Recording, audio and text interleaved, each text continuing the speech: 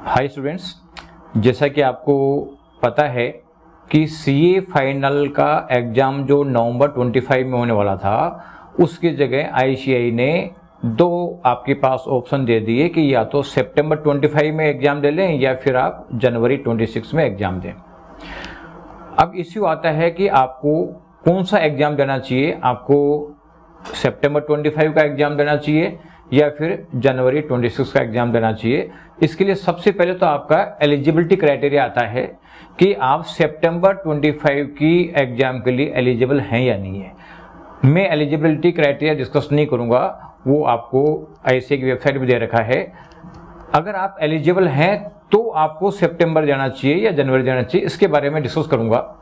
क्योंकि एलिजिबिलिटी के बावजूद भी अगर आप अभी प्रिपेयर्ड नहीं हैं तो फिर आपको क्या करना है।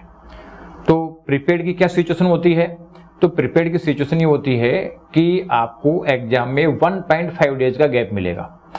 आप 1.5 डेज के गैप में रिवाइज करने की पोजीशन में है सिलेबस को, तो इसका मतलब है कि आप प्रिपेयर्ड हैं।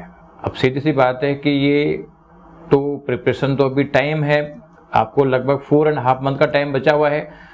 तो जिस बच्चे ने एग्जाम तक ये प्रिपेयर कर लिया कि 1.5 डेज में रिवाइज कर सकता है, तो वो बच्चा तो एग्जाम देने लायक है, और जिसका ये प्रिपरेशन नहीं हो पाएगी वो एग्जाम देने लायक नहीं होगा।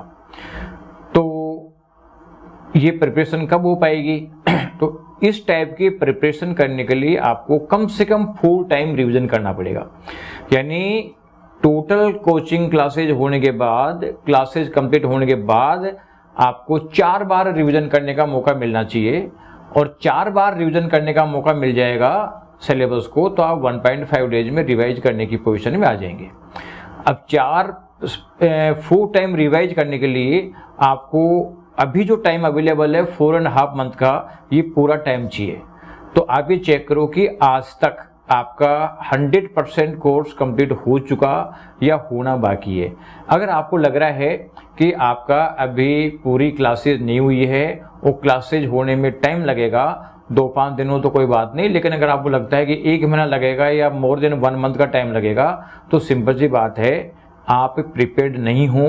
और अगर फिर आप एग्जाम में बैठते हैं सितंबर में और एक बार अटक गए, तो फिर आप विशेष साइकिल में फंस जाएंगे और हमेशा 2-2 महीने का गैप आता रहेगा और एग्जाम पास नहीं कर पाओगे।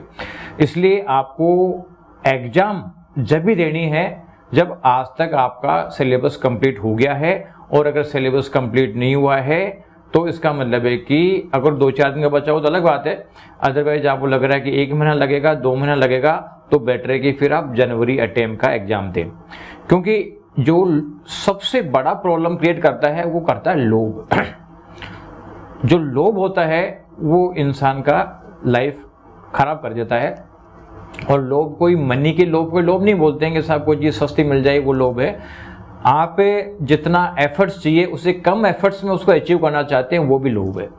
तो कुल मिला के जैसे मान लो सिलेबस कंप्लीट नहीं हुआ और आप सोच रहे हो कि नहीं ठीक हम तो प्रिपेयर करके दे लेंगे, तो कुल मिला के हालांकि चाहे हो सकता है कि अभी तो 4.5 महीने का टाइम बचा हुआ है, हो सकता है 2 महीने में कोर्स कंप्लीट कर लें, लेकिन रिवाइज कितनी बार कर पाओगे सबसे इंपॉर्टेंट है। तो रिवाइज के लिए 4 बार रिवीजन करने का मौका आपको मिलना चाहिए, ये बहुत इंपॉर्टेंट चीज़ है।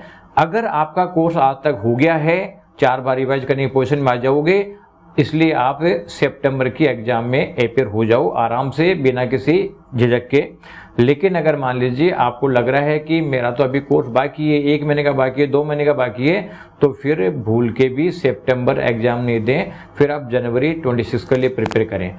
क्योंकि एग्जाम इस तरह से दो कि पहली बार में पास हो जाएं। केवल एग्जाम देने के लिए एग्जाम मत दो, या कोई अर्ली चांस मिल गया आपको एग्जाम देने का तो भी एग्जाम देने की जरूरत नहीं है।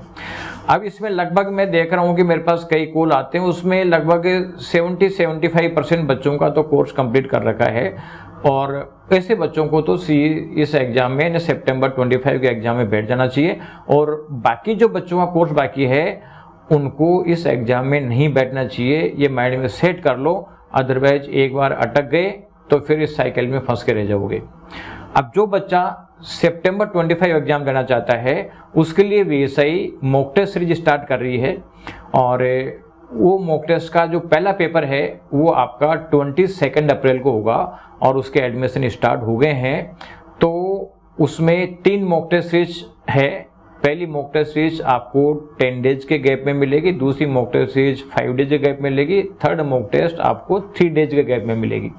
इसलिए अगर आपका कोर्स कंप्लीट हो चुका है तो ही आप उस मॉक टेस्ट सीरीज में ज्वाइन करें, और अगर कोर्स कंप्लीट नहीं हुआ है तो फिर आप जल्दीबाजी नहीं करें, आप जनवरी एग्जाम दें और उसकी टेस्ट सीरीज भी जो है वो 2 महीने बाद स्टार्ट होने वाली है। तो 2 महीने बाद उसकी टेस्ट सीरीज स्टार्ट हो जाएगी, तो वहाँ से आप टेस्ट सीरीज स्टार्ट कर सकते हैं। लेकिन हम चाहते हैं कि आप पहली बार में एग्जाम दो और पहली बार में पास हो जाओ। ये सिचुएशन जब भी आएगी जब अभी तक आपका कोर्स पूरा हो गया, तो इस चीज़ को बिल्कुल ध्यान में रखें और अकॉर्डिंगली आप डिसीजन लें। Thank you.